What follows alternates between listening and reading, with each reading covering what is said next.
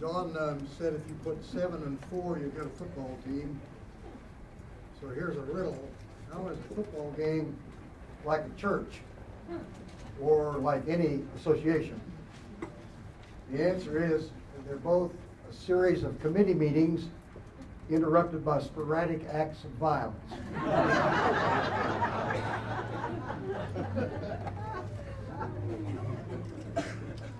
Now what I do is read texts, biblical texts, and I'm going to talk about 1st and 2nd Kings. I assume that some of you know nothing and care nothing about the Bible, so you don't know anything about 1st and 2nd Kings. I assume that some of you know about the Bible and care about the Bible, but you probably don't know anything about the 1st and 2nd Kings either. Get the title, 1st and 2nd Kings. It's a roster of the powerful people who dominated institutional life. I'll give you 3 numbers. There are 47 chapters that detail 20 kings that cover over 400 years. And it's a very routinized recital.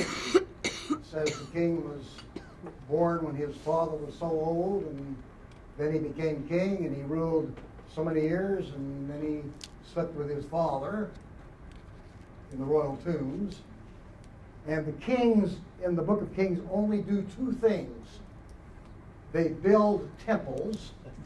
That's a public display of piety. And they conduct wars. That's all they ever do. That's what institutions can probably do. Now, what I want to tell you is that as whoever put this book together, as they recited the book, right in the middle of the book, John wants institutions to retreat some. The institutions were pushed back. So right in the middle of the book of Kings, there are 15 chapters of narrative about Elisha and Elijah.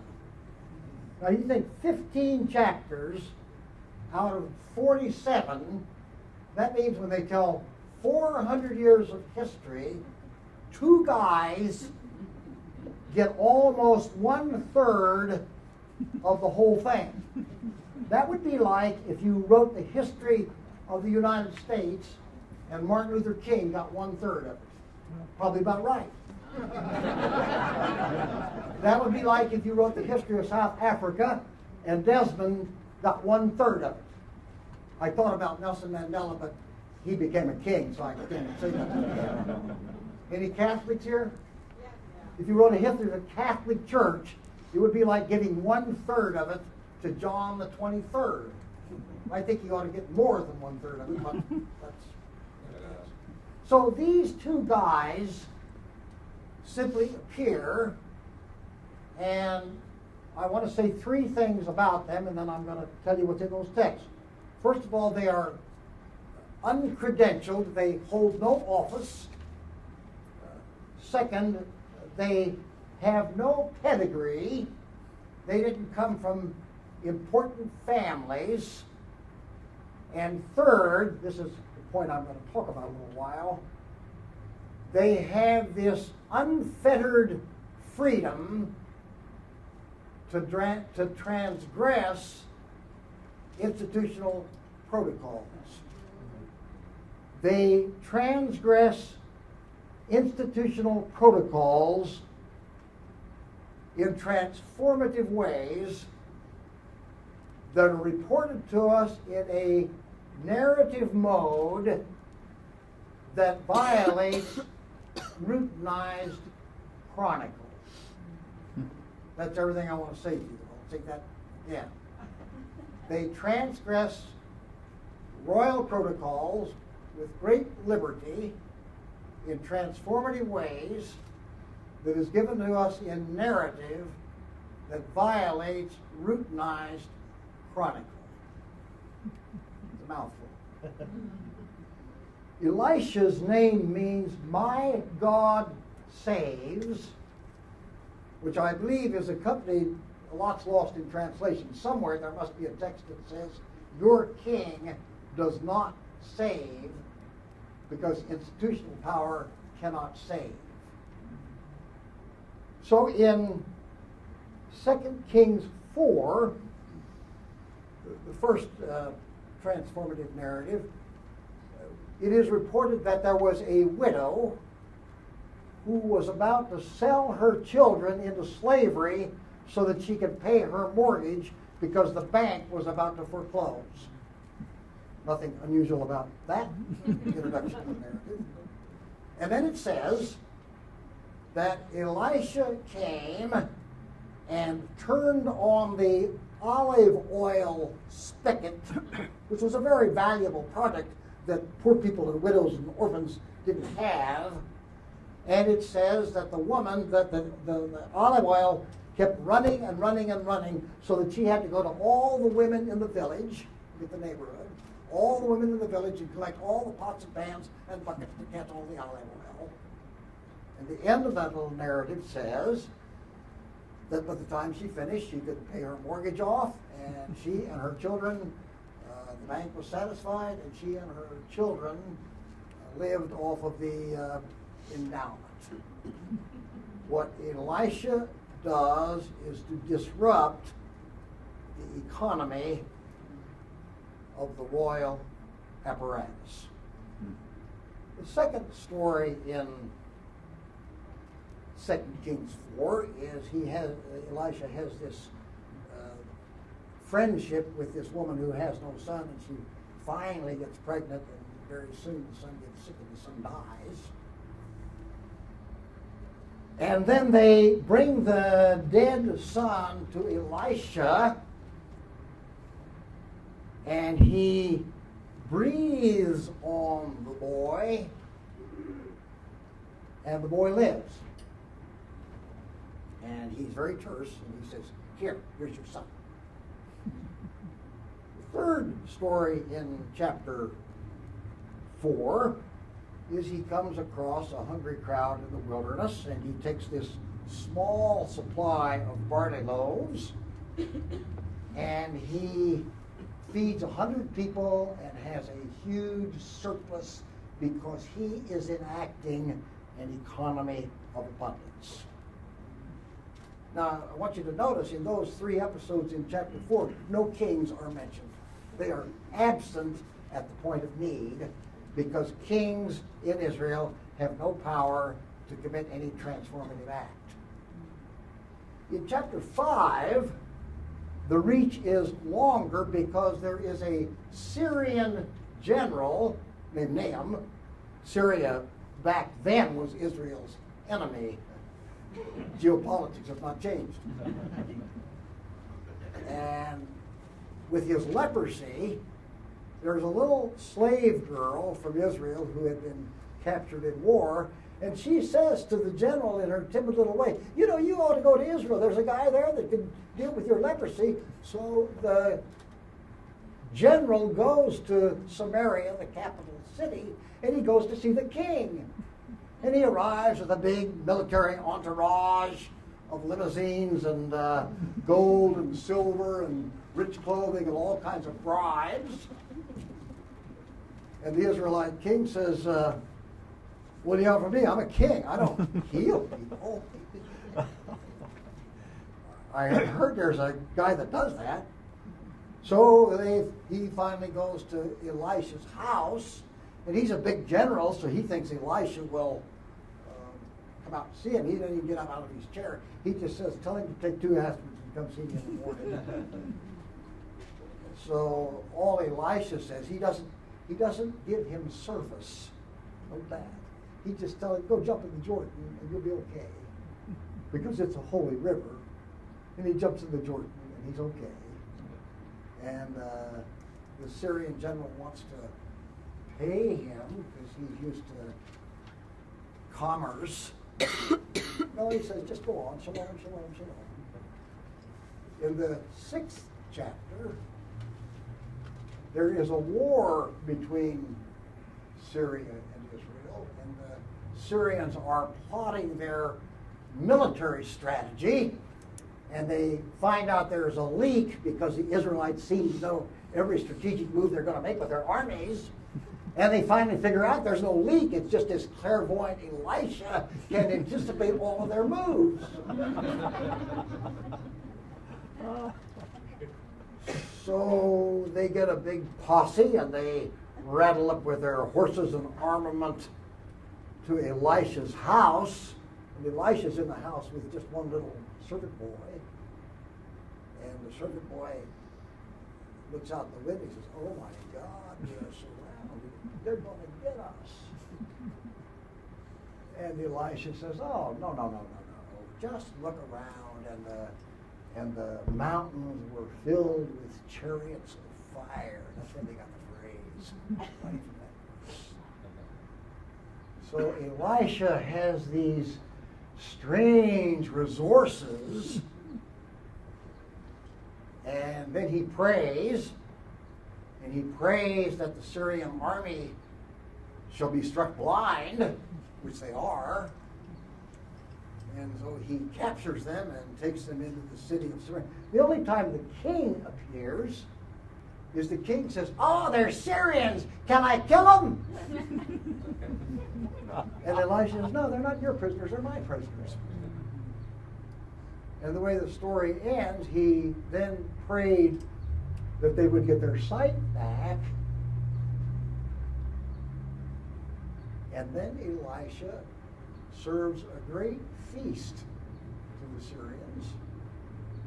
And the narrator says the war ended. In chapter 7, there is a famine. And the famine, famines never hit power people. They always have enough to eat. It hits the widows and the orphans, poor people. So there are these two women who are having a conversation about which of their children to eat first. They are so hungry. And they go to the king and ask for food so they don't have to kill their children. And the king says, "What do you think I am, a god? I can't do anything about a famine." He said, and the king says, "But this famine was caused by Elisha. He is such a troubler. He's always upsetting the regime." And then this is a very strange story because there are a couple of lepers that have been banished because they are socially contagious. And they are out in the wilderness and they come across a Syrian army camp that has been abandoned, and they find all kinds of food supplies left in the army camp. And they say we ought to go tell the king. We ought to tell the king the good news. And this is the first time in the Bible that the word gospel is used. The gospel is, in this narrative, the strange discovery of finding food where we didn't think there was any food. And when they brought all of that food into Samaria, the price of food goes down again because it's not so scarce. And poor people can eat, so there is a stampede for food. And 2 royal officers are trampled to death when the poor people rush for food. And Elisha says at the end of the narrative, "I told you that's what would happen to you people who won't let poor people have food." So you take all of that series about oil to the widow, about the resurrection of the son, about the feeding of the starving multitude, about the healing of the leper, about the ending of the war, and about the ending of the famine. All of those add up to an incredible narrative recital that is set in the roster of power, so that I have come to think that First and Second Kings should not be called First and Second Kings. It should be called First and Second Kings with a question mark, because the narratives really want to subvert royal power and expose royal power as dysfunctional and unable to do what can be done. Now there are two sequels to this narrative. In 2 Kings 8, this is a narrative of great hope. The king is sitting having a conversation with Elisha's secretary. His name is Gehazi. And he says to Gehazi with some curiosity, well, why don't you tell me a miracle that Elisha did? What's that guy doing out there now? I've heard that he's doing stuff like that, and I just wonder about that. And he calls it a miracle, a wonder, an extraordinary, inexplicable deed. And while he is telling it, a widow appears at the king's office. There's always widows. There's always these people that have been squeezed out of the patriarchal economy because they don't have a guy. They're so vulnerable that she had left town 7 years before to get food because there was a famine. And while she was gone 7 years, the king reassigned her property to his best friends. That's what kings have the power to do. So she comes, and the text says she cries out to the king. When I was born, I cried. And this woman is still crying. The word cry, obviously has emotive power, but it also means to file a suit. It's a juridical term. So she files a petition with the crown to get her land and property back.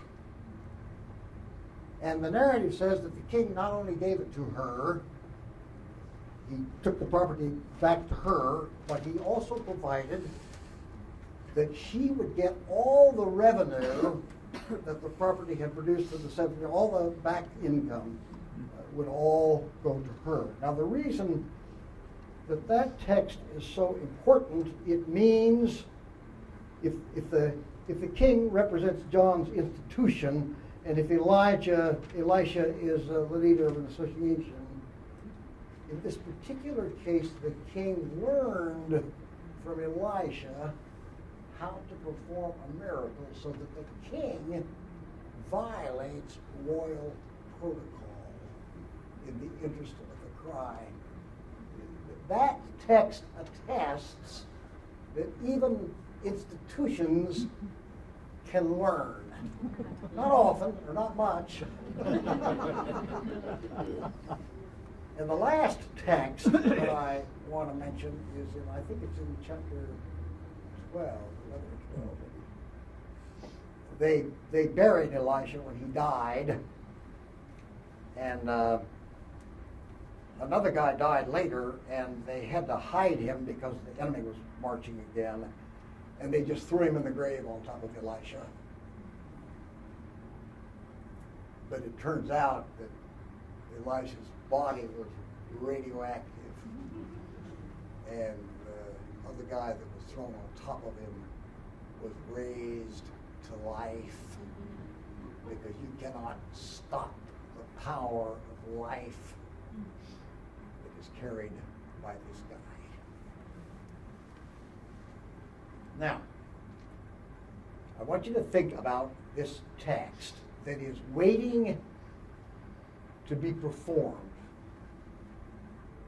It is waiting to be performed as a subversion of the power for life in this royal recital of kings who never have any power for life to enact themselves.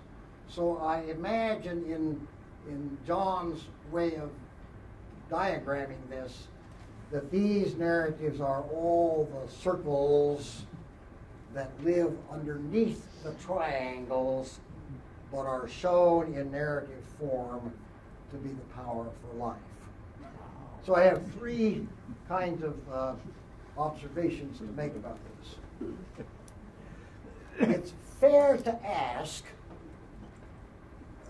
why did Elisha, or how did it come that Elisha had this energy and capacity to bring life out of war and famine and death and poverty and all of that? And we are told in 1 Kings 19 or 20, somewhere there, that Elisha, his predecessor, threw his mantle over him that was filled with power. So I believe in what Catholics and Episcopalians call apostolic succession. I believe that the power is handed down. I don't think it's handed down magically, but I think it's transmitted.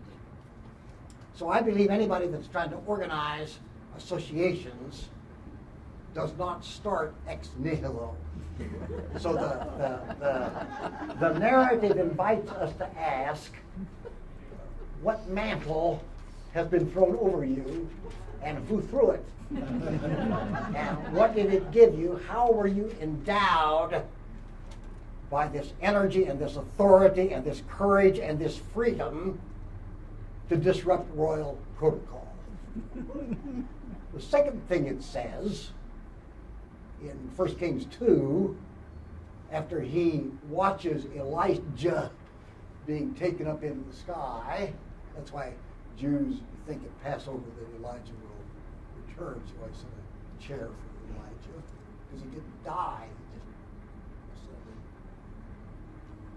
But after that happens, the next paragraph says that Elisha's disciples could see that he was filled with the Spirit.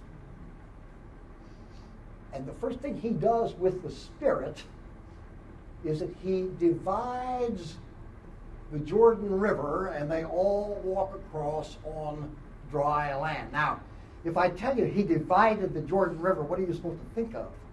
Moses. You're supposed to think of the parting of the sea. You're supposed to think of the Exodus. So this Spirit, in the narrative, this Spirit is not generic spirituality. It is the force of the God of the Exodus. It is that same God who energizes and who gives courage and freedom and capacity of transformation. Now,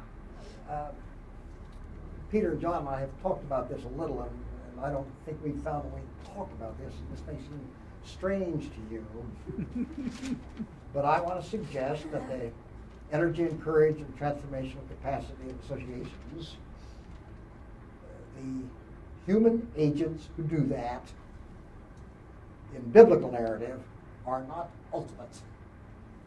They are penultimate, and in, with, and under them is a holy resolve that in biblical narrative is the God of emancipation and liberation and reconciliation. Now, some of you are believers, but some of you may not be believers, and that's okay. If you're not a believer in this narrative casting, you're still not ultimate. You're still not on your own hook. So that the narrative wants to say that divine power not in our control has been unleashed to enact new life in circumstances of common death. And that means that the tilt is in favor of renewal. That's first of the three comments that I want to make. Second comment, is that Elisha clearly travels with a company of people who are sometimes called his disciples and sometimes are called the sons of the prophets. It's a patriarchal society, so it doesn't say daughters of prophets. We could amend that text to say that. Now, the reason that I think that's important is that Elisha is not a loner in acting out holy resolve for the sake of new life, but he is a part of a community operation that dares to defy royal protocols. And finally, what I want to observe is that all of this material about Elisha is given in narrative form, which means these are one-off events. These are not repeatable events. These are not generalized events, but they are one-time events that are told in one narrative. And I suspect that's how neighborhoods operate. Neighborhoods live by concrete memories about the time when But institutions do not rely on narratives. Institutions rely on memos. And memos always want to generalize and always want to make it unambiguous. Whereas narrative is always particular and ambiguous because the narrative is not explanation. Narratives never explain anything. So what you can see if you read through these 47 chapters, you can see a clash of modes of discourse. And I suspect that very often we are seduced into imperial thinking. And of course, if you apply for a foundation grant, then you have to use that kind of language. But the oomph and the vitality of transformation is found otherwise. The final comment is that these texts, this script, waits to be reperformed. And in Christian confession, the life of Jesus is simply a reperformance of the narrative of Elisha. And you know, there's all kinds of Jesus seminars about, did this really happen, and blah, blah, blah, blah, blah. But you can, which I think are all the wrong questions, but you can trace the narrative that clusters around Jesus as a reenactment of the narrative that clusters around Elisha. Now, let me make a comment about historical critical study. That's the kind of thing research people do. What research people spend their time on is working out the chronological timeline of the kings and to try to determine where the battlefields were for the wars and how big the temple was and how long is a cubit and stuff like that. Do you know what they say when they get to the Elisha narratives? They say, these are legends. Well, they may have meaning, but they couldn't possibly have happened. So the weight of scientific scholarship, in which I myself have much participated, the weight of scientific scholarship is on the side of the royal memo. Yeah, that's right. And against the associational narrative. Yeah. So I take it that to try to lead an association means to engage in an epistemological contradiction. This is very close to what John said about footnotes and dreaming, or my mother says, how do you know this? Well, we know this because it's written in the royal record. How do you know that he healed a leopard? Well, it's just a story that's been told to us, but that's all. Yeah. So it's amazing. Scholarship dismisses those narratives as something that could not have happened because Enlightenment rationality says it's impossible. Now, if you resituate this where you're doing your work, common imperial sense would say that what you're trying to do cannot be done. It cannot be done except from time to time the force, that's the translation of ruach, the force is with us. And the narrative defeats the memo. When you get to the New Testament, the narrative guy had to be executed by the empire because the empire couldn't tolerate the narrative guy. So the work is quite hazardous.